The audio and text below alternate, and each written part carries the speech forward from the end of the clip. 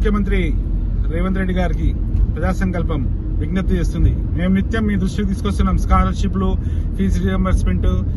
మీరు మాత్రం మౌనంగా ఉంటున్నారు. ఎవ్వరు కూడా మాట్లాడారు. పనికిమాల విషయాలు మాత్రం గొప్పగా చెప్తుంటారు.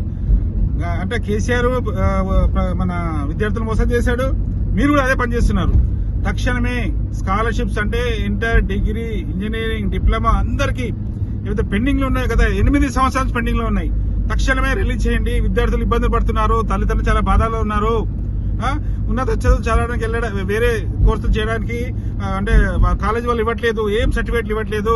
మీరు తక్షణమే స్పందించి, అంటే మరి కాలేజీ యాజమాన్యాలకు చెప్తారా, ఎవరికి చెప్తారో మరి చెప్పి వాళ్ళకు టీసీలు ఇచ్చే బాధ్యత ప్రభుత్వానికి. ఎందుకంటే మోసం చేశారు మీరు. మేము నిత్యం చెప్తున్నాము, అయినా కూడా స్పందిస్తలేరు. ఆల్రెడీ ప్రైవేట్ యాజమాన్యాలు కోర్టులో బిల్ వేశారంటే మరి ఆ విషయం కూడా తెలుసుకుంటాము.